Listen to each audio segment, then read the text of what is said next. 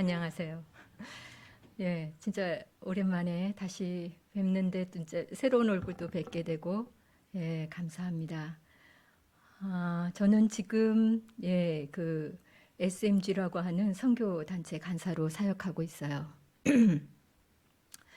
아, 예, 제가 잠깐 기도하고 말씀 전하도록 하겠습니다. 기도하겠습니다. 하나님 아버지 감사합니다. 우리를 이 자리에 있게 하신 주님, 여기 있는 우리 모두가 다 하나님을 예배하며 하나님을 경외하고 하나님의 말씀에 함께 나아갈 수 있는 은혜가 있기를 원합니다. 하나님, 저희들의 중심을 아시는 주께서 각 사람에게 필요한 대로 이 말씀의 양식을 먹게 하시고 하나님, 그 말씀이 힘이 되고 또한 능력이 되고 지혜가 되고 하나님, 이 말씀으로 사는 법을 배워갈 수 있도록 축복하여 주시옵소서. 하나님, 이 시간을 주께 온전히 올려드리오니 하나님, 이 모든 아버지 이 시간에 주님의 행하실 것과 또 주님의 함께 하심을 우리가 알게 도와주시옵소서. 감사드리고 예수님의 이름으로 기도합니다. 아멘. 말씀을 같이 보도록 하겠습니다. 오늘 말씀은 사도행전인데요. 사도행전 11장 1절에서 18절까지의 말씀입니다.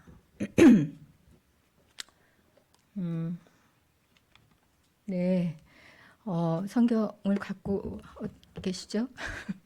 여기 또 나오니까 제가 한 절 읽고 여러분이 한 절 읽고 서로 교독해서 읽어 가도록 하겠습니다. 네, 다 찾으셨어요? 네, 그러면 제가 먼저 읽겠습니다. 유대에 있는 사도들과 형제들이 이방인들도 하나님의 말씀을 받았다 함을 들었더니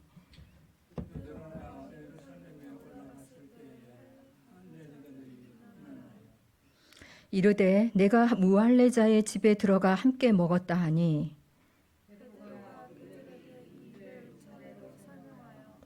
이르되 내가 욥바시에서 기도할 때에 황홀한 중에 환상을 보니 큰 보자기 같은 그릇이 내 귀에 매어 하늘로부터 내리어 내 앞에까지 드리워지거늘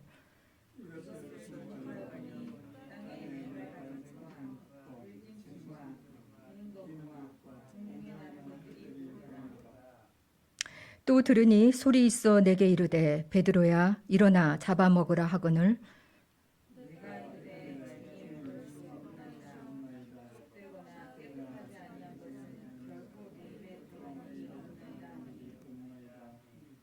또 하늘로부터 두 번째 소리 있어 내게 이르되 하나님이 깨끗하게 하신 것을 내가 속되다고 하지 말라 하더라.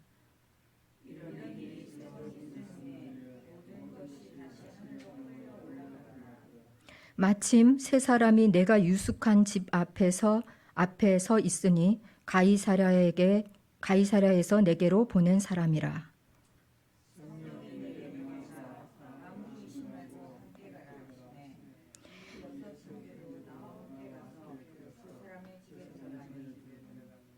그가 우리에게 말하기를 천사가 내 집에 서서 말하되 내가 사람을 요바에 보내어 베드로라 하는 시몬을 청하라.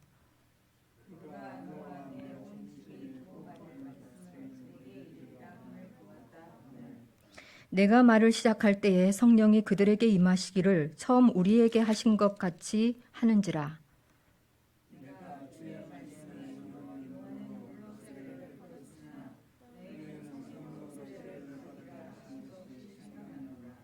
그런즉 하나님이 우리가 주 예수 그리스도를 믿을 때에 주신 것과 같은 선물을 그들에게도 주셨으니 내가 누구이기에 하나님을 능히 맡겠느냐 하더라.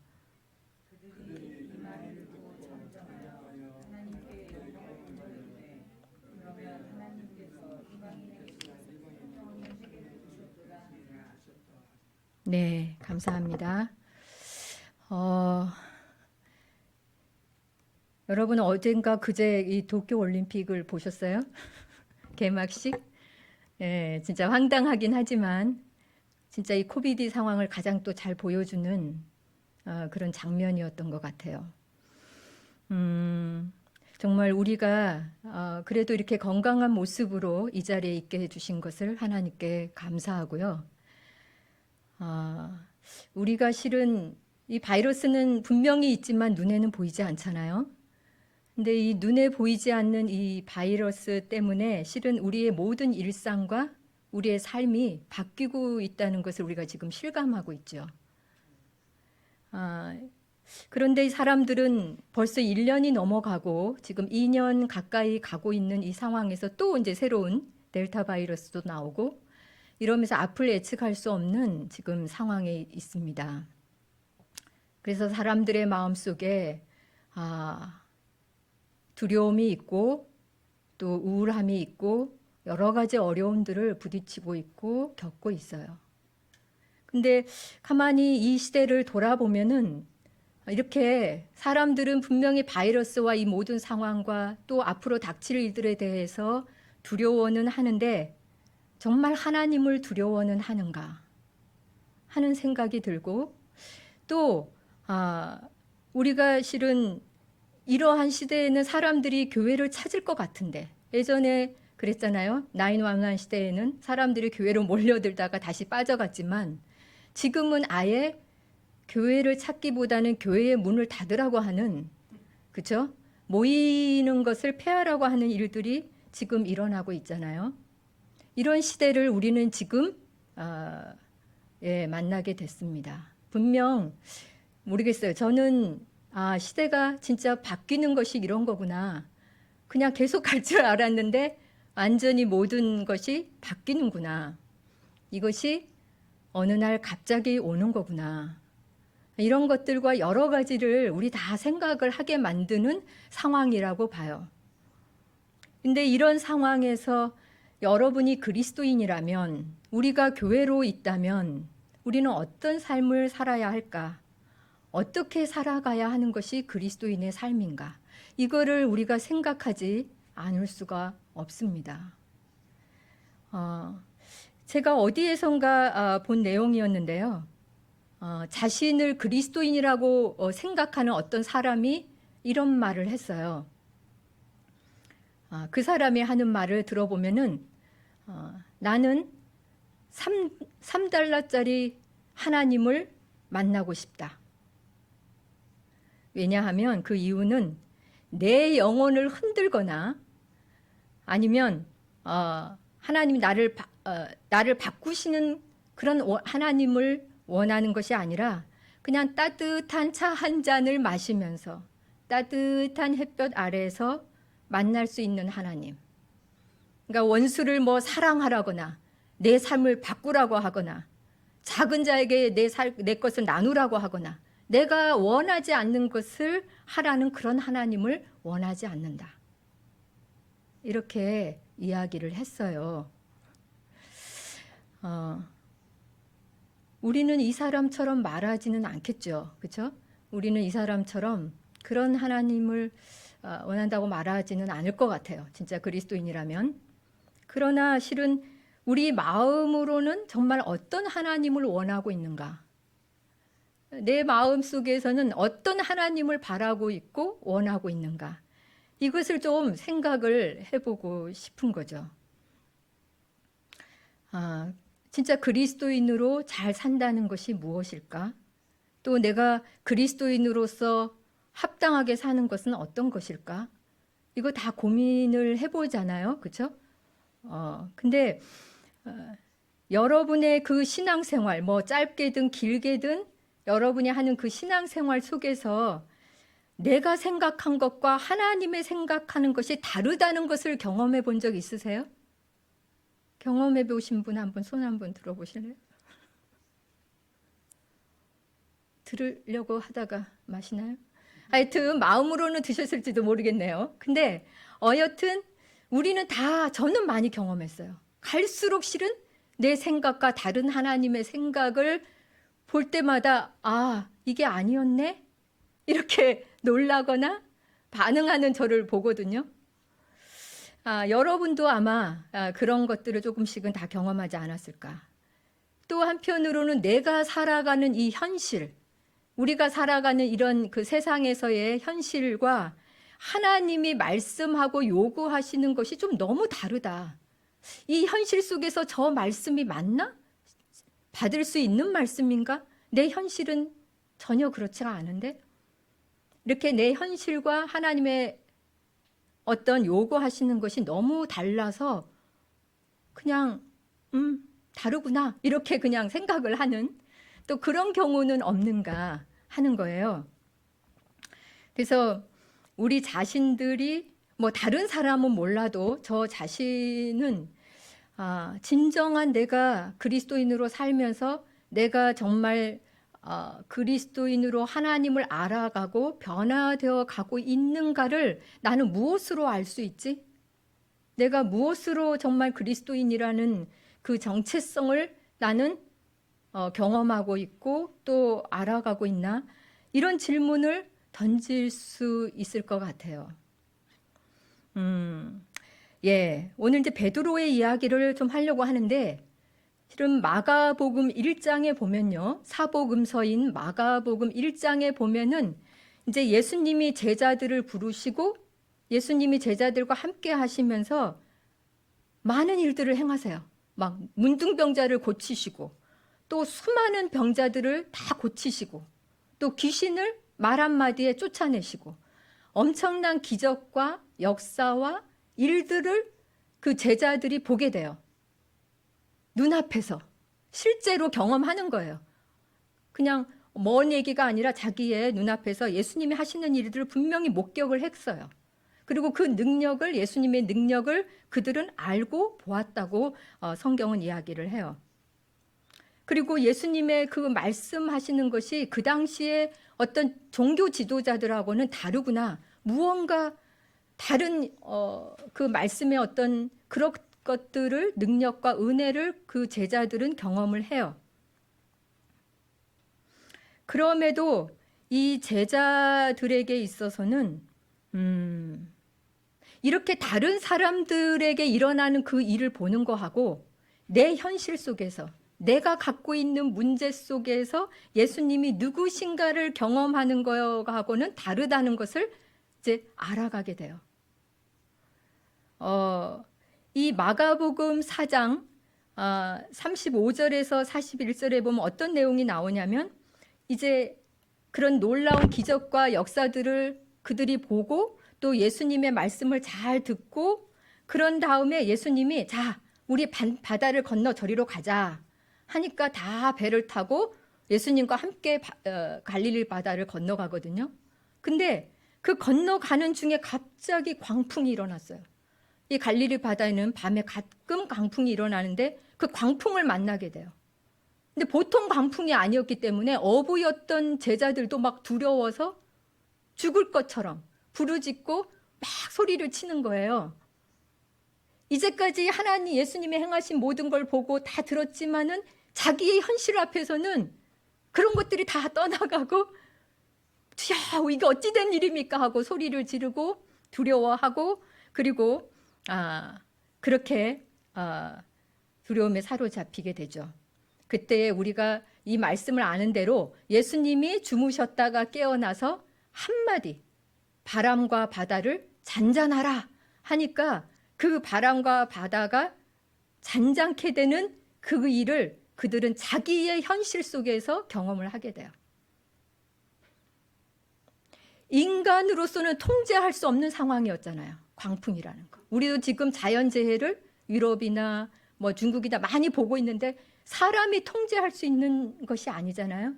근데 그 통제할 수 없는 상황을 예수님이 말 한마디에 그 바람과 바다가 즉시 순종하는 것을 보면서 그들의 마음과 생각은 분명히 충격을 받았을 거라고 생각해요. 남들에게 일어나는 것을 보는 것으로 충격을 받는 게 아니라 내 현실 속에서 내 문제로 하나님을 만났을 때에 그 충격은 좀 다르지 않을까 하는 생각을 하게 됩니다. 우리도 실은 여러분 다 유튜브 보시잖아요. 그죠? 유튜브나 책이나 또 SNS나 여러 가지를 통해서 우리는 실은 예수님을 만난 사람들의 간증도 듣고, 그죠? 그런 역사들도 보고, 그런 일들을 지금 현재 우리가 살아가는 이 시대에 일어나고 있는 것을 우리는 봐요. 그죠? 하나님이 어떻게 살리시고 변화시키는지 그런 역사들을, 간증들을 우리는 분명히 듣고 있고 그런 증거가 도처에 있어요. 그런데 그런 간증은 우리가 언제든지 유튜브를 트거나 뭐 책을 보거나 이러면 볼 수 있는데, 우리 각자가 내 삶에서 맞닥뜨리게 되는 어떤 막막하고도 또한 두려운 현실 속에서 어떤 내 안에 정말 절대적인 도움이 필요한 이 상황 속에서 나는 그 예수님을 만나고 있는가, 믿고 있는가? 이거는 여러분 같은 문제예요? 다른 문제예요? 좀씩 다르겠죠. 그 사람들은 그런 하나님 만났다고 간증을 하는데 정말 나의 지금 이 어찌할 수 없는, 통제할 수 없는 두려움, 또한 어떤 막막함, 여러 가지 현실 속에서 나는 정말 내게 일어나는 이 일 속에서 하나님을 경험하고 있는가 하는 것은 분명히 다를 거라고 생각을 해요. 그래서 저도 많은 간증을 듣는 것도 도움이 되지만 내 안에서의 작은 변화들을 경험하는 것이 훨씬 더 우리에게 충격을 주고 훨씬 더 크게 다가오는 것이 우리의 삶이에요. 오늘 저는 이 베드로의 변화를 통해서 우리에게도 하나님이 그런 변화를 원하시지 않을까 하는 마음에서 오늘 이 말씀을 생각해 보려고 합니다. 베드로는 여러분 모르는 분은 없을 거예요. 그리스도인이라면, 그렇죠? 워낙 유명한 사도고. 근데 베드로는 진짜 3년을 예수님 공생의 시작부터 해서 끝날 때까지 함께 있었고 또 많은 기사와 표적을 보았던 사도였어요. 그리고 그는 마태복음 16장 10절 16절에도 예수님을 분명히 고백했잖아요. 주는 그리스도시요 살아계신 하나님의 아들이십니다. 이렇게 성령 안에서 고백을 할 수 있었던 아주 믿음이 있는 그런 사도라는 걸 우리가 알죠. 근데 문제는 있었어요. 뭐냐면은 이 베드로는 어느 종족이죠? 어느 민족이죠? 유대인이잖아요. 그죠? 유대의 문화와 유대의 민족성을 가지고 있는 그러한 나라에서 자라온 사람이에요. 그렇기 때문에 이 베드로 역시도 그 당시에 많은 유대인들이 그랬던 것처럼 예수님을 어떻게 처음부터 생각을 했냐면은 이 이스라엘이 로마의 압제 아래에 있었기 때문에 우리의 메시아는 이 로마로부터 우리를 회복시키고 그리고 무언가 우리 민족의 영광을 다시 드러내는 그런 메시아일 거야 라고 생각을 하고 있었어요. 그 모든 유대인들이 그런 것처럼 베드로도 그런 생각을 가지고 있었어요. 그래서 이 베드로가 그런 생각을 갖고 있었기 때문에 실은 예수님이 십자가에서 죽으셨다? 이거는 정말 믿을 수 없었고 이해할 수도 없는 그런 상황이 되게 된 거예요. 누가복음 24장 9절에서 11절에 보면은 이러한 이야기가 나옵니다. 사도들이 이제 여자들이 예수님이 3일째 됐나 부활하셨잖아요. 그 처음 목격자가 여자들이잖아요. 여자들이 예수님을 마리아 같은 경우는 직접 보았고, 그렇죠? 그리고 천사를 통해서 이야기를 들어요. 그리고 나서 가서 내 형제들에게 전하라 하니까 이 여자들이 예수님을 부활하신 예수님 만나고 나서 막 그 제자들을 향해서 이제 막 달려가서 제자들에게 외치는 거예요. 예수님 살아나셨다고. 예수님이 부활하셨다고. 그랬더니 그 24장 읽지는 않겠어요. 근데 9절에서 11절에 보면은 뭐라고 저기 나오는군요. 보면은 뭐라고 하냐면은 그 여자들이 하는 말을 들을 때에 이 사람들이 허탄하게 들렸다 그랬어요. 넌센스. 허탄하게 이거는 무슨 소리야 그게 지금 살아나셨다니 말도 안 되는 지금 무슨 말을 하는 거냐 우리가 지금 얼마나 힘든데 그러면서 그거를 그렇게 들었습니다. 왜 제자들은 이 분명히 부활을 보았던 여자들의 말을 허탄하게 어처구니 없다는 듯이 그렇게 들었을까요?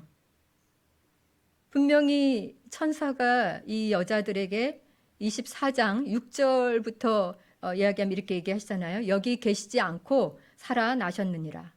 갈릴리에 계실 때 너희에게 어떻게 말씀하셨는지를 기억하라. 이르시기를 인자가 죄인의 손에 넘겨서 십자가에 못 박히고 제3일에 다시 살아나야 하리라 하셨느니라 한데 그들이 예수의 말씀을 기억하고, 분명히 제자들은, 그리고 예수님과 가까웠던 사람들은 예수님의 그 십자가 죽음 부활을 이미 들었어요. 그러니까 기억하라고 얘기하잖아요. 이미 예수님은 다 몇 번을 그 이야기를 하셨습니다. 그러나 사람의 생각으로는 실제로 예수님이 죽으셨을 때는, 자신들이 생각하는 메시아로 예수님을 연결시켜 생각을 했을 때는 이 모든 것은 다 이제 십자가로 끝난 거라고 생각을 한 거예요. 이 인간적인 생각으로는 이제 끝났어, 이렇게 생각을 하게 된 거예요. 이미 예수님 말씀하신 건 다 잊어버리고 그렇게 생각을 했습니다.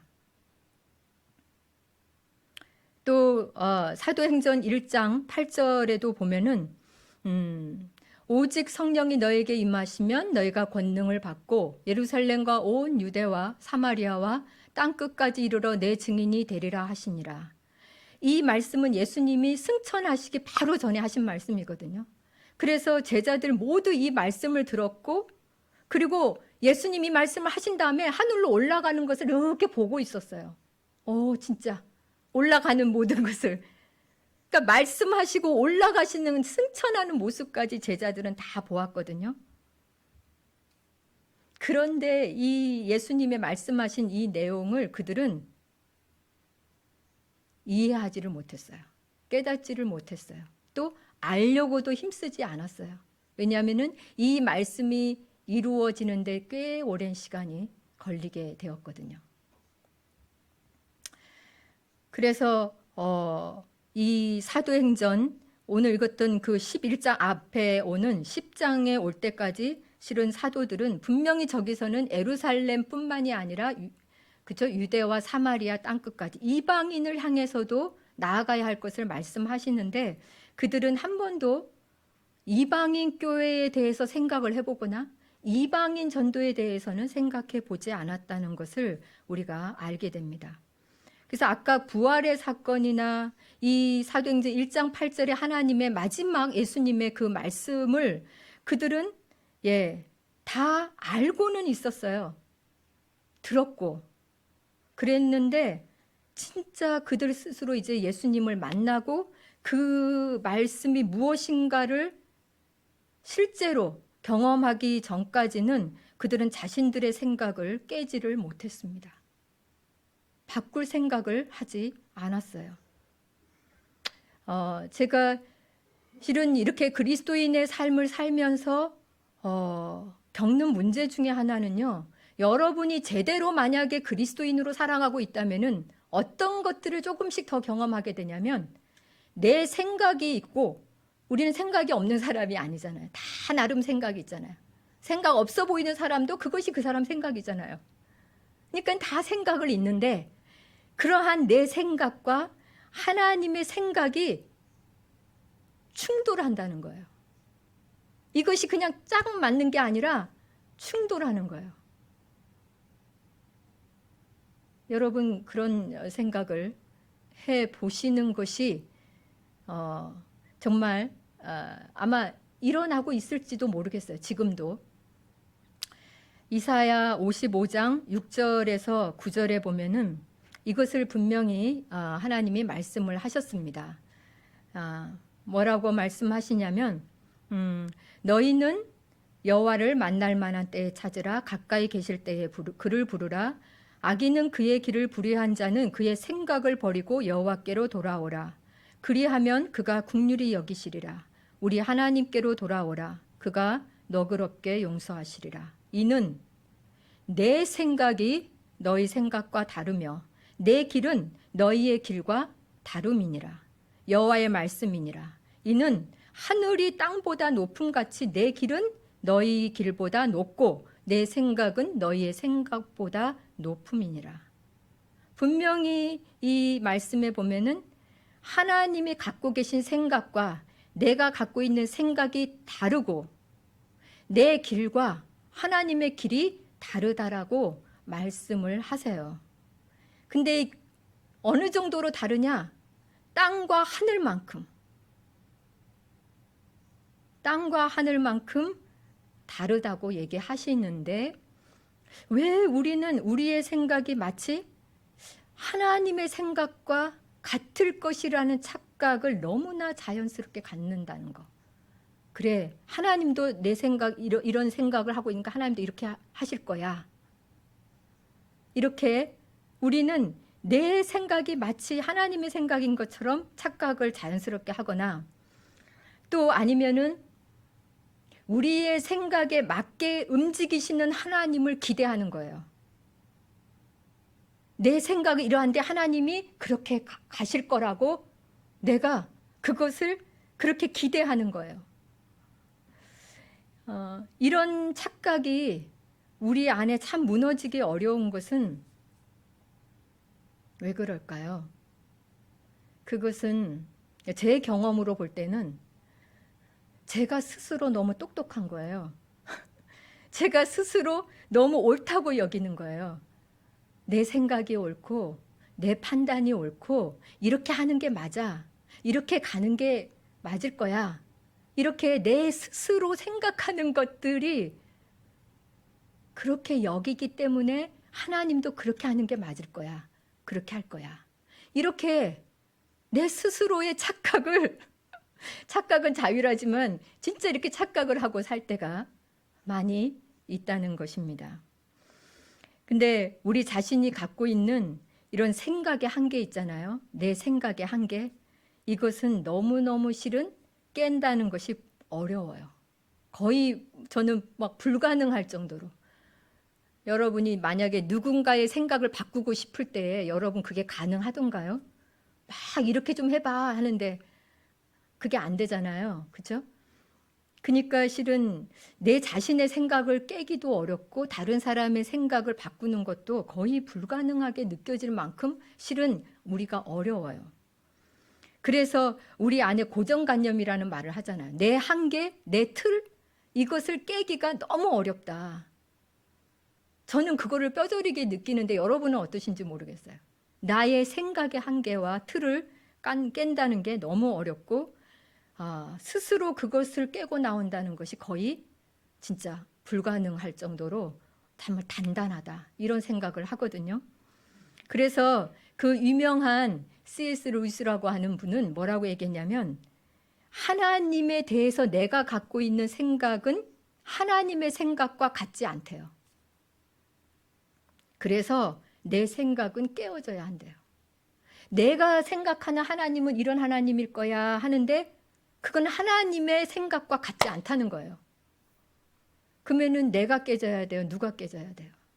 내가 깨져야 되잖아요. 하나님은 그래서 내 생각과 내 한계를 깨트리시려고 하시는 게 그분의 뜻이에요. 이게 너무 어렵지만은 실은 그리스도인으로 산다는 것은 이 부분이 반드시 오게 되어 있고 그 과정을 거치게 돼요. 왜냐하면은 정말 예수님, 아까도 얘기했지만 예수님 당시에 모든 거의 유대인들은 자신의 메시아를 딱 생각하고 있었기 때문에 예수님이 와도 못 알아봤어요. 그리고 오히려 예수님을 정죄하고 판단하고 죽이잖아요. 그러니까 결국에는 내 생각으로 만들어진 메시아, 내 생각으로 만들어진 예수님을 그대로 갖고 있는 한 우리는 지금 이 시대에도 예수님이 와도 우리는 못 알아볼 수밖에 없는 거예요. 내가 생각하는 하나님과 신앙의 틀을 가지고 있으면 우리는 앞으로 나갈 수가 없어요. 그리고 그 예수님을 다시 와도 우리는 못 만나게 되는 두려운 일이 생기게 되는 것이죠. 저는 이 그러한 것들을 성경에 보면은 너무너무 많이 우리가 찾아볼 수가 있어요. 그 중에 간단하게 잠깐만 살펴보자면은, 여러분 달란트 비유하잖아요. 비유 아시죠? 5달란트, 2달란트, 1달란트. 근데 이 5달란트와 2달란트는 분명히 그 주인의 뜻을 알았어요. 주인의 뜻을 알고 그 주인의 생각을 알고 그것대로 해서 결국, 그렇죠? 칭찬을 받고 그리고 그 주인의 잔치에 참여를 하게 됩니다. 근데 문제는 1달란트 받은 사람이 나오는데요. 이 사람에 대해서는 그 주인이 뭐라고 그랬어요? 이 악하고 게으른 종아, 너는 나가라. 쫓겨나죠. 왜 이런 일이 생기게 되었을까? 그 문제가 뭘까? 그렇게 볼 때에 이 한 달란트 가진 사람의 문제는 그 주인에 대한 잘못된 생각이 있었어요. 그 주인에 대한 오해가 있었다는 것을 알 수가 있어요. 자신이 생각할 때의 그 주인은 굳은 사람이고, 심지 않으면서 거두고 또 해치지 않은 데서 모으고, 완전히 자기 생각. 그렇게 여기 보면은 그 1달란트 받은 사람은 내가 그렇게 알았다고 얘기해요. 나는 그렇게 믿었고 알았고, 그래서 이제 땅에다가 잘 묻어놨다가 이것을 주인인 당신께 드립니다 하고 얘기하잖아요. 참 두려운 거는 이 사람이, 다른 사람들이 이 5달란트나 2달란트가 열심히 무언가를 할 때에 한 번도 왜 자기의 생각에 대해서 그대로 가지고 갔을까? 한 번이라도 왜 너희는 그렇게 하니? 좀 물어보거나 좀 알아보거나 했어도 되는데 한 번도 그렇게 하지를 않은 거예요. 이 1달란트 받은 사람은 자기의 생각을 바꿀 기회가 없었을까? 자기 스스로 그 기회를 무시해 버릴 것일까? 아니면 정말 이 종은 주인이 어떤 분인지 진짜 알고자 하는 마음은 있었을까? 그 의도를 생각해 보려는 마음은 있었을까? 근데 결국 그렇게 하지를 않았잖아요. 그래서 이 1달란트 받은 사람은 어쩌면 그랬을지도 모르겠어요. 다른 사람들에게 물어봤어도 아니야, 그건 아닐 거야. 내 생각이 옳아. 내가 생각하는 주인은 이런 분이야. 그렇게 무시해버리고 자기 확신, 자기 생각대로 살았을 수도 있을 것 같아요. 근데 여튼 이 사람은 물어보지 아무것도 하지 않았고, 그리고 모든 것이 실은 이 달란트에서처럼 마지막 그걸로 결산을 하게 되는데도 불구하고 그것에 대해서 안일하게 생각을 한 거예요. 자기의 인생에 대해서, 자기의 삶의 모든 것을 투자하고 마지막 때에는, 그 주인을 만나는 마지막 때에는 모든 것이 결산된다는 것을 그는 가볍게 여긴 거예요. 안일하게. 그래서 오로지 자기가 생각하는 그 주인에 대한 생각, 자기 판단만을 믿으면서 자기 확신 속에서 살았기 때문에 이런 결과가 나온 것이 아닌가. 정말 같은 주인을 섬기는 종이라도 결국 누군가는 심은 대로 거두고 누군가는 그렇게 결국 쫓겨나 버리는 사람이 될 수도 있다는 것. 그렇다면 우리 각자가 내가 생각하는 내 주인 하나님을 나는 어떻게 생각하느냐에 따라 내 모습이 결정되고 내 삶의 모든 것이 결산이 될 수 있는, 그렇게 갈 수 있다는 거예요. 그래서 어찌 보면은 우리가 그리스도인으로 살면서 무조건 내가 확신을 갖는 거, 무조건 내가 내 생각이 옳다고 주장하는 거, 이거를 우리는 언제나 돌아볼 수 있는 그런 마음이 좀 필요하지 않을까 하는 생각이 듭니다. 이제 이제 거의 끝나갑니다. 이 본문 말씀에 보면은 사도행전 11장 1절에서부터 이 18절의 내용은 뭐냐면요. 베드로가 고넬료라는 이방인을 만난 사건에 대한 간증이에요. 어떤 면은 그 교회 앞에서의 설명이에요. 그래서 10장의 내용을 정리해서 베드로가 지금 예루살렘 교회에 내가 왜 이방인 고넬료를 만났고 그 집에 들어갔는지를 이야기해 주는 내용이 이 11장의 본문입니다.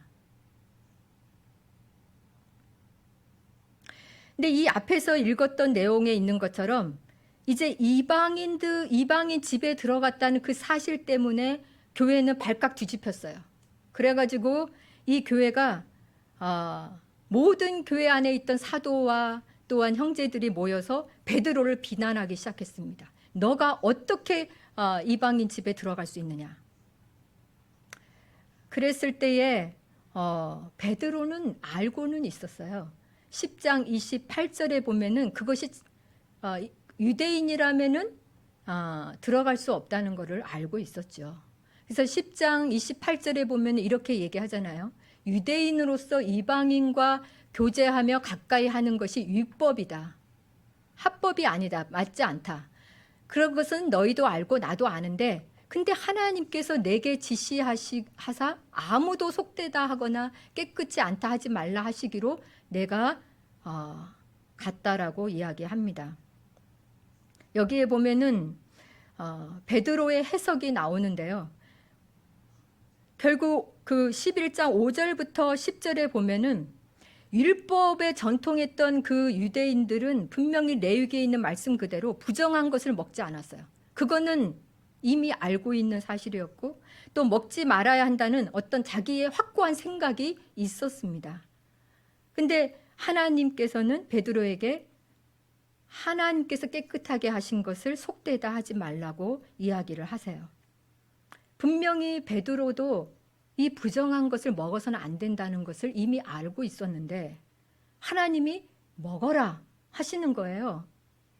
이미 하나님의 말씀으로 이건 먹지 말아야 돼 하고 알고 있었는데 왜 갑자기 먹으라 하시는 거야? 이것이 베드로에게 쉬웠겠습니까? 자기가 이미 알고 있던 말씀과 새로운 하나님의 말씀이 주어졌을 때에 그것이 자기 안에서 충돌이 된 거잖아요.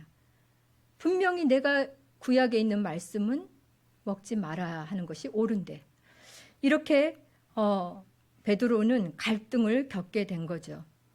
그랬을 때에 베드로의 태도는 어떠했는가? 이렇게 내 생각, 내가 이미 분명하게 알고 있는 이 진리와 또 하나님이 새롭게 내게 이렇게 행하라 하신 어떤 진리가 왔을 때에 이 베드로는 어떻게 거기에 반응을 했는가? 하나님 앞에서조차도 하나님 이미 그렇게 말씀하셨으니까 내 생각이 옳지 않아요? 하고 자기 생각을 고집했습니까? 아니면 하나님께서 깨끗하게 하신 걸 내가 속되다 하지 말라고 하시면서 먹으라 하시는 그 말씀을 따랐습니까? 우리가 아는 대로 이미 베드로 안에 그 갈등은 있었지만은 사도행전 10장 28절 29절에 보면은 이렇게 이야기를 하고 있습니다. 내가 부름을 사양하지 아니하고 왔노라. 묻노니 무슨 일로 나를 불렀느냐. 내가 이방인에게 가까이 할 수 없다는 걸 알았지만 그러나 하나님이 내게 지시하셔서 이것을 먹으라. 이 부정한 걸 먹으라 하셨기 때문에 내가 이제는 그 말씀을 따라 내가 너희에게 왔다고 이야기를 하고 있는 거예요. 결국 베드로는 자신의 생각, 유대인이라면 너무나 당연하게 여기고 옳다고 여겼던 그 생각을 내려놓고 그리고 하나님의 생각, 이방인들을 향한 구원, 그 이방인을 향하여 나가라고 하시는 하나님의 생각, 이 둘 중에 어느 것을 받아들였습니까? 결국에는 하나님께서는 어떤 사람을 쓰시냐면 내 생각만 옳다고 여기는 사람이 아니라 하나님께서 그분의 뜻에 맞게 그 생각을 바꾸는 사람을 하나님은 쓰시게 되는 거예요. 내가 이미 알고 있는 그 생각만 고집하면서 있는 그런 사람이 아니라 하나님의 말씀하실 때 자기의 생각을 바꿀 수 있는 사람을 하나님은 쓰시게 되는 것이죠. 실은 모든 사람이 이런 베드로와 같은 경험을 하는 것은 아니잖아요. 우리 모두가 다 베드로와 같은 경험을 할 수는 없습니다. 그러나 그런 환상을 본 것이 중요한 것이 아니라 하나님께서 어떻게 하나님의 일을 이루시는가에 대한 그 원리를 우리가 깨닫는 것이에요. 그것은 무엇이냐면 하나님의 하신 말씀에 따라 자신의 생각을 바꾸고 마음을 바꾸는 사람을 하나님은 통해서 일하시게 되고 그 일들을 나타내시게 된다는 것입니다. 그래서 실은 그 11장 16절에서 18절에 보면은 이러한 베드로의 모든 이야기를 교회가 듣고 어떻게 되었습니까? 그 모든 베드로의 고넬료와의 만남을 듣고 나서 결국 예루살렘 교회는 이방인 선교로 나갈 수 있는 터닝 포인트가 시작이 돼요.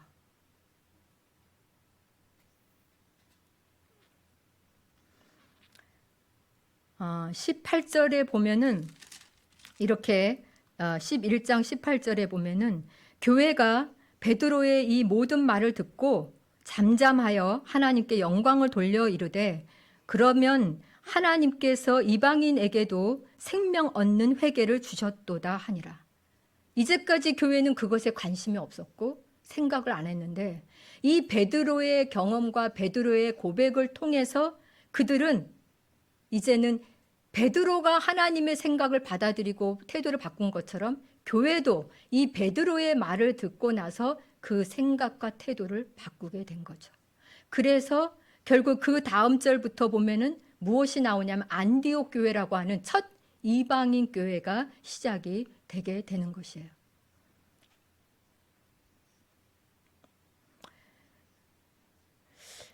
예루살렘 교회가 자신들의 유대인적인 그 민족적인 그런 부분들이 여전히 가지고 있고 전통적인 부분들, 자신들의 생각, 이것을 스스로 깨기는 참 어려웠어요. 그러나 하나님께서 베드로라는 그 사람의 생각과 태도를 바꿔서 그 순종하게 되었을 때에 하나님이 그 문을 열게 된 것처럼 실은 우리 한 사람의 생각과 어떤 순종이 이방인들을 위한 하나님의 역사를 가져오게 되는 것을 우리는 보게 되는 것입니다. 결국 여러분, 이방인 선교에 있어서의 장벽은 무엇이었습니까? 그거는 이방인인 고넬료가 문제가 아니라 누가 문제였어요? 베드로가 문제였잖아요. 예루살렘 교회가 문제였죠.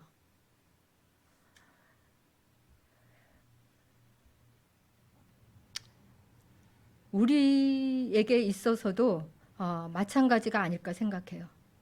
믿지 않는 사람들의 문제보다는 믿는 우리들의 생각과 태도가 바뀌지 않으면 그 믿지 않는 자들을 향한 구원의 길이 잘 열리지 않을 수도 있겠죠. 결국 정말 베드로가 겪었던 그 충돌, 그 갈등 속에서 하나님 말씀에 순종했을 때에 교회의 길을 인도할 수 있었던 것처럼 우리도 우리 가정이나 우리의 모든 곳에서 마찬가지로 믿지 않는 사람들의 문제를 얘기하기보다는 믿는 우리가 하나님의 말씀에 어떤 반응과 어떤 생각을 하고 있는가 하는 것이에요. 제가 이 베드로의 이러한 변화를 보면은 결국 여러분, 우리가 복음이라고 하는 것을 듣고 그리스도인으로서 복음에 합당한 삶을 산다고 하는 것은 바로 이러한 일들이 일어나는 것을 이야기해 주고 있다라고 생각을 합니다.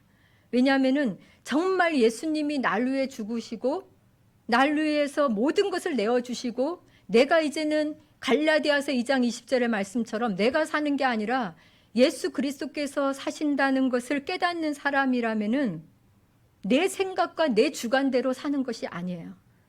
실은 나를 사랑하사 나를 위하여 모든 것을 행하시고 또한 많은 영혼을 구원하시기 위한 그분의 생각, 그분의 그 뜻을 우리의 것으로 삼는 그러한 터닝 포인트가 날마다 우리 안에서 일어날 때만이 그것이 실은 복음을 가진 자의 삶이고 변화라고 말할 수가 있는 것이에요. 그래서 우리는 어떤 면에서는 믿지 않는 자들의 문제를 얘기하기보다는 믿는 우리들의 생각은 어떤지, 내 태도는 어떤지, 내 삶의 모습들은 정말 이 복음에 합당하게 변화되어 가고 있는지, 그렇게 바꾸어져 가고 있는지가 훨씬 더 중요하고 하나님은 그거를 보고 계시다는 것입니다. 저 역시도 원래 모태신앙이에요. 제가 모태신앙이고, 근데 저는 예수님을 만나기 전까지는 제 스스로 그리스도인이라고 생각해 본 적이 없어요. 그러니까 더더욱 전도할 생각도 아예 없었어요. 그리고 저는 뭐 특별히 변화나 도전을 좋아하는 사람도 아니고, 그러다가 이제 친구의 인도로 제가 대학 1년 때에 예수님을 만나게 되었습니다. 근데 예수님을 딱 만나고 나니까 제가 너무 모르고 있다는 걸 알게 됐어요. 다 내 생각대로만 교회 다니고 왔다 갔다 했지 내가 예수님에 대해서 아는 게 없더라고요.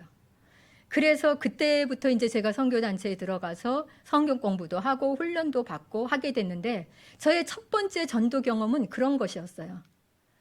저는 한 번도 제가 이렇게 막 먼저 나서서 이야기를 해본 적이 없었는데, 어느 전도 훈련을 이제 받고 나서 전도 실천이 숙제가 있었어요. 그래서 그날 제 저녁에 그 훈련을 받고 밤에 이제 집으로 가는데, 그때 이제 한국에서 버스를 타는데 이렇게 2명씩 앉는 버스에 타고 갔거든요. 그래서 제가 잠깐 기도를 했어요. 하나님, 오늘 제가 이 훈련을 받았으니까 제 옆에 누가 앉든지 제가 복음을 전할게요. 그리고 이제 딱 그 사형리를 내 무릎 위에 올려놓고 기도하고 이렇게 있었거든요. 근데 이상하게 그날따라 사람들이 다 다른 데 가서 앉는 거예요. 제 옆에 앉지 않고. 그래서 그러다가 이제 시간이 좀 갔어요. 그랬는데 갑자기 어느 정거장쯤에서 어떤 아줌마가 이제 제 옆에 딱 앉으셨어요. 그래서 이제 저는 순간 그분의 얼굴을 딱 봤죠. 근데 보니까 별로 편안한 얼굴이 아니에요. 그래서 제 마음이 약해지기 시작했어요. 그래서 주님, 제가 지금 거의 내릴 때가 가까이 오고 그러한데 아무래도 오늘은 그냥 말하다가 말 것 같아요. 그러면서 제가 속으로 하나님에게 타협을 하는 거죠. 그렇게 이제 이야기를 하면서 제가 이렇게 불편한 마음으로 앉아 있는데, 갑자기 주님이 제게 마가복음 8장에 있는 말씀을 딱 생각나게 하는 거예요. 그 말씀이 뭐였냐면, 누구든지 이 음란하고 죄 많은 세대에서 나와 내 말을 부끄러워하면 인자도 아버지의 영광으로 올 때에 그 사람을 부끄러워하리라. 이 말씀이 갑자기 제 마음에 딱 떠오르는 거예요. 네가 나를 부끄러워하면 나도 너를 부끄러워할 거야. 그러니까 이 마음이 확 찔리잖아요. 그래서 알겠습니다, 주님. 그리고 그 분에게 인사를 하고 제가 복음을 전하게 됐어요. 근데 이분을 보니까 교회를 예전에 다니다가 이제 안 다녔는데 오늘 이렇게 학생이 저에게 또 이렇게 복음을 전해서 너무 고맙다. 이제 교회를 나가야 될 것 같다. 이렇게 얘기를 하시는 거예요. 저는 그것이 저의 첫 번째 전도 경험이었고, 그 이후로 이제 쭉 하게 되었는데, 정말 이렇게 돌아보면은 이게 무슨 큰 사건이 아니잖아요. 저의 작은 그냥 순종이었어요. 그냥 나는 갑자기 못하겠다. 안 될 것 같아 오늘은. 막 이랬던 생각을 하나님이 그 말씀 한마디에 제가 마음을 바꿨을 때 그 작은 순종이었지만 주님이 그렇게 인도하시는 것을 경험하게 됐고요. 또 한 가지 좀 더 이야기를 하자면은, 저는 캠퍼스 사역을 꽤 오래 했어요. 꽤 오래 하고 이제 캠퍼스 사역을 꽤 오래 했기 때문에 여러 가지 이제 내 체력도 힘들고 그 학생들을 쫓아다니려는 게 너무 어렵고, 그래서 여러 가지 내 안의 핑계와 이유로 이제 캠퍼스 사역을 내려놓고 다른 사역을 해야 되겠다, 이렇게 생각을 하고 있었거든요. 근데 주님의 생각과 계획은 다르더라고요. 저는 그렇게 그냥 제 마음에 그렇게 생각을 하고 기도하고 다른 사역을 열심히 준비하고 하려고 했는데, 근데 결국에는 제가 10년 만에 다시, 그러니까 캠퍼스를 떠난 지 10년 만에 제가 캠퍼스로 다시 들어가게 됐어요. 그것이 제가 LA에서 애틀란타로 떠나게 된 상황이었어요. 진짜 그거는 제게 쉬운 일이 아니었어요. 그 LA에서 이미 이제 어느 정도 털을 잡고 살았기 때문에 제가 알지도 못하고 그러는 다시 캠퍼스, 이게 너무 부담도 되고 그래서 쉽지 않은 일이었는데, 그때 저는 마가복음을 묵상을 하고 있었어요. 근데 그 마가복음에 보니까 예수님의 모습을 이렇게 보니까 정말 예수님은 자기 생각을 따라 하시는 게 아니에요. 다 하나님 아버지의 뜻에 따라 내 아버지의 보내신 뜻에 내가 순종하고 내 아버지의 원하는 것을 따르고, 이게 그분의 삶인 거예요. 그냥 어디가 좋다고 거기 머물면서 아이고 사역이 잘 되는구나 이러고 머물지도 않았고, 아 이게 이제는 지금 해야 될 사역이네 이러고 한 것도 아니라 계속 하나님의 그 뜻을 따라 가시는 거예요. 그게 너무나 저한테 감동도 되고 도전도 되고, 그래서 이제 저도 하나님 무엇을 맡기시든지 제가 순종하겠습니다. 그냥 그렇게만 기도를 몇 개월을 하게 됐어요. 근데 정말 하나님은 기도를 통해서 일하십니다. 네. 그래서 여러분이 기도하는 것을 가볍게 여기지 마세요. 그래서 기도를 그렇게 하고 있었는데 하나님께서 저에게 떠나라고 하시는 거예요. 이제 저는 이제 이 선교단체에 있으니까 본부에서 그 애틀란타의 캠퍼스에 사역이 지금 사람이 필요한데 가라고. 근데 저는 제가 노 할 수도 있었지만은 이게 무슨 일이지? 저는 정말 그 LA에서 할 일이 많다고 생각을 했는데 왜 갑자기 떠나라고 하시지? 정말 저는 그게 주님의 생각을 그때는 알 수가 없었어요. 그래서 결국 저는 이제 애틀란타로 가게 됐는데, 제가 그곳에서 실은 한 캠퍼스에 들어가서 사역을 하면서 한 학생을 만나게 됐어요. 근데 그 학생을 만나서 제가 그 학생을 양육하고 또 그렇게 인도하는 과정 속에서 제가 뭘 느끼게 됐냐면, 제가 10년 전에 떠났던 그 캠퍼스의 상황과 지금이 너무 다르다는 것을 제가 보게 됐어요. 그러니까 쉽게 말하면은 학생들은 그 이전의 학생들보다 훨씬 실력과 어떤 지식이나 능력에 있어서 월등해요. 정말 잘해요. 아는 거 많고 아주 똑똑해요. 그런데 제가 그 아이를 통해서 이렇게 들여다보게 된 거는 뭐였냐면, 이렇게 모든 그런 지식이나 능력이나 이런 것들은 예전에 비해서는 훨씬 높아졌지만 그들의 어떤 청년들의 지금의 마음, 그 삶은 너무나 힘들고 어렵다는 것을 제가 보게 됐습니다. 지금의 청년들이 갖고 있는 고통과 또 그 공허함과 무언가 열심히는 쫓아가는데 그리스도인 청년이든 아니든 진짜 어려운 것들을 많이 담고 있다는 것을 하나님께서는 보게 해주셨어요. 그래서 그때부터 저는 청년들을 위해서 기도를 하게 됐고, 특별히 청년 사역자들, 제 후배 간사님들을 위해서 많이 기도를 하게 되었습니다. 그러면서 제 안에 소망을 갖는 것은 지금의 이 청년들이 너무나 그 공허하고 힘든 그 마음과 무엇을 목적으로 삼고 무엇을 위해서 살아야 하는지에 대해서 어려운 이 시대의 청년들이 정말 예수님이 어떻게 자기를 사랑하시고 어떻게 자기를 위해서 모든 것을 주셨는지에 대해서 그 진실만 깨닫는다면, 그 복음만 깨닫는다면은 정말 새벽 이슬 같다고 하시는 이 청년들의 삶이 일어날 것이라고 저는 믿고 그런 소망을 갖게 되는 것입니다. 여러분, 신앙이 조금씩 자라갈 수 있었던 것은 실은 변화를 통해서 자라가는 거예요.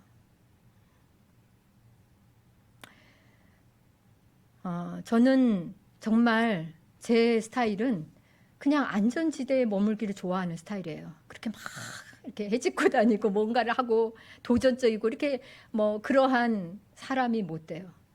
그래서 참 안전지대에 머물기 좋아하고 또 이사 다니는 거 특별히 싫어해요. 왜냐하면 어릴 때 하도 이사를 다녀서 1년 반마다 이사를 다녀가지고 저는 어디를 가든지 거기 그대로 그냥 앉아있기를 원하는 그런 스타일이거든요. 그런데 저는 벌써 미국에 와서 4개 도시를 다녔어요. 그래서 저의 같은 그 동역자들 중에 제일 많이 제가 이사를 다녔더라고요. 이제는 주님께서 그냥 떠나라 하시면 떠날 수 있는 준비를 하고 사는 은혜가 주어진 것 같아요. 그래서 최대한도로 모든 걸 줄이고 언제든 떠날 수 있겠구나. 이러한 마음 준비를 하게 됐어요. 처음부터 그랬던 것이 아니라는 거죠. 저는 저를 알지만 정말 하나님이 내가 뭘 좋아하는지, 그러나 그것이 변화에는 한계고 그리고 장벽이었다는 것을 알게 해주셨고, 그래서 제 생각을 깨고 하나님의 약속을 받아들이는 것이 무엇인지 조금씩 더 알게 됐고, 저도 앞으로 나아갈 때마다 항상 내가 감당할 수 있을까? 이 일을 할 수 있을까? 이곳에서 이렇게 살 수 있을까? 이 사역을 할 수 있을까? 항상 그런 마음이 있어요. 왜? 뭐 재정적인 문제도 있고 건강의 문제도 있고 또 현실적인 여러 가지 것들이 있기 때문에, 근데 가만히 돌아보면은요, 항상 그 문제의 핵심은 뭐냐면 제 자신에 대한 염려예요. 내가 할 수 있겠는가? 내가 감당할 수 있을까? 항상 내 자신에 대한 염려. 근데 주님은 그거는 이제 너 내려놔야지. 이제는 제가 그것을 깨는 법을 조금씩 더 배워가고 알아가게 됐다고 생각을 합니다.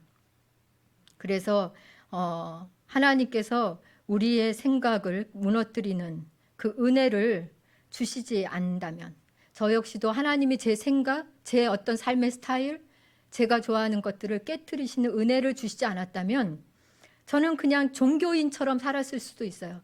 모든 것을 잘 보기 좋게 그렇게 만들면서 하나님을 실제로 경험하고 하나님을 실제로 알아가고 그분과 함께 걸어가는 그런 삶은 제가 실패하고 말았을 수도 있어요.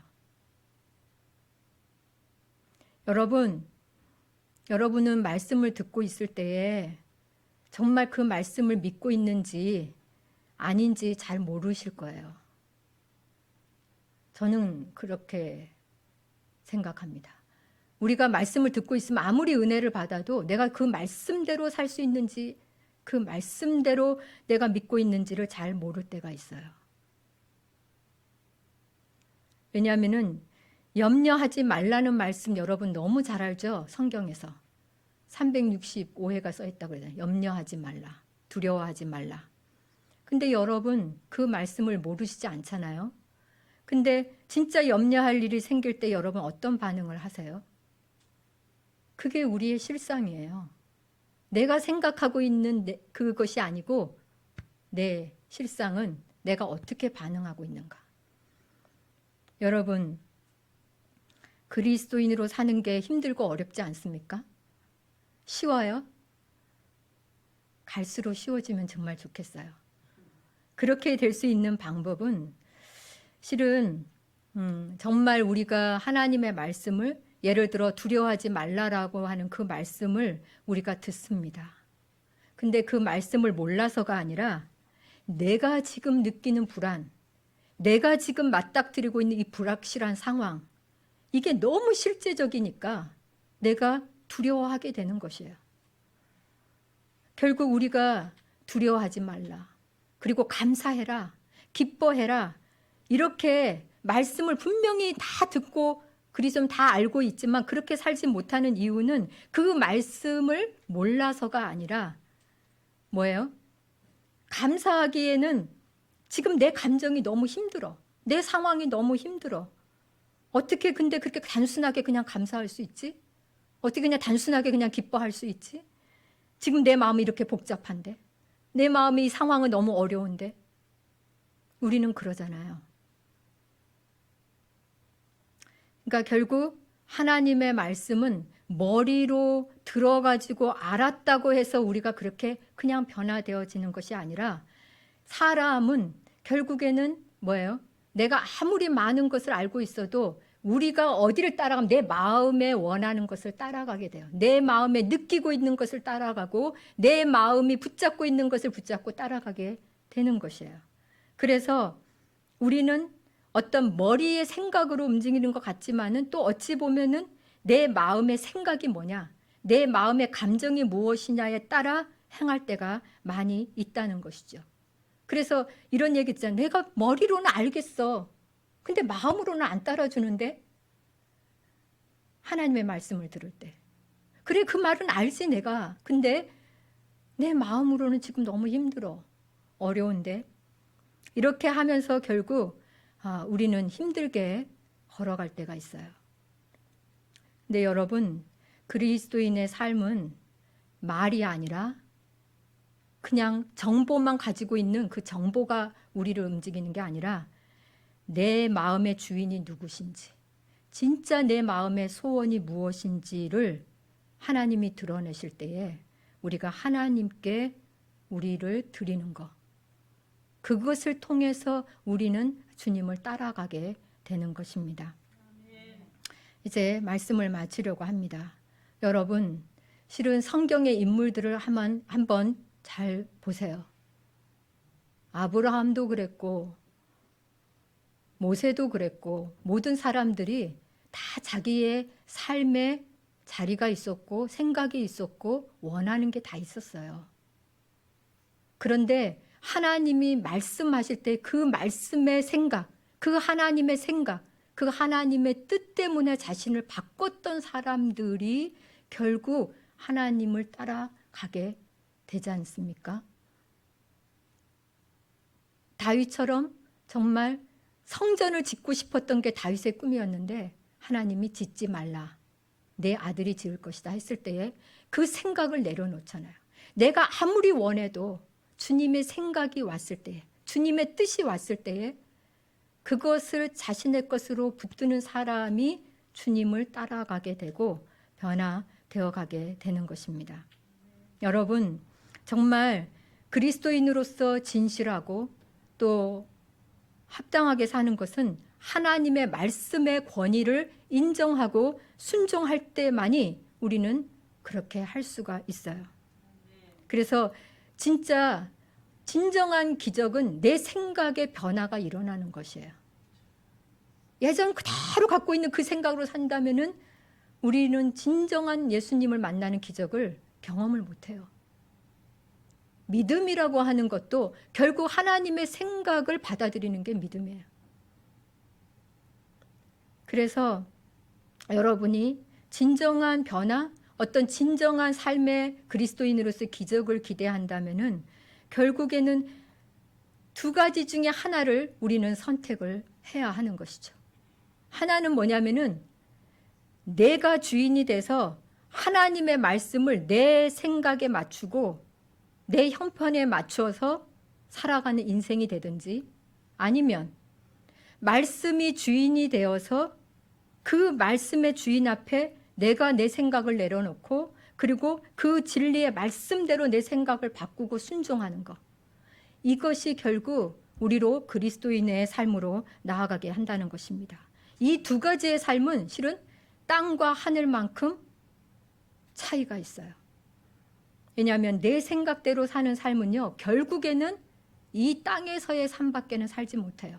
그러나 하나님의 생각을 받아들이고 하나님의 생각대로 순종하는 사람은 이 땅에 살지만 하나님의 나라에 속한 삶, 하나님을 경험하는 삶, 결국 하나님을 만나게 되는 그러한 삶을 살아가게 되기 때문입니다.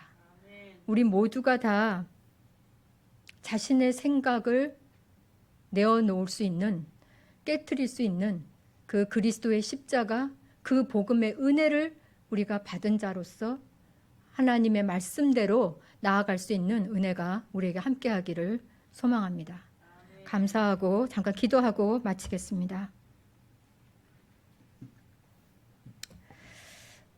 하나님 아버지, 감사합니다. 우리 모두가 다 하나님 앞에 자신의 생각과 자신의 삶의 스타일과 자신의 자리와 자신의 원하는 것을 가지고 있지만 하나님, 그것을 내어놓도록 우리를 부르시는 분이 하나님이신 것을 믿습니다. 우리에게 가장 좋은 것이 무엇인지를 주님은 아시고 그것을 주고자 하시는데 우리는 그저 내 생각과 내 판단과 내 확신 속에서만 살아가려 할 때가 있음을 고백합니다. 정말 여기에 있는 우리 한 사람 한 사람이 정말 하나님의 생각을 받아들이고 하나님의 뜻을 받아들이기 위해서 내 생각과 내 의지와 내 감정과 내 있는 것들을 내려놓을 수 있는 그 믿음이 들어가도록 도와주시옵소서. 하나님, 이 땅에서도 하나님의 나라에 속한 삶을 살아가도록 축복하여 주시옵소서. 모든 것을 이루실 주님을 찬양합니다. 예수님의 이름으로 기도하였습니다. 아멘.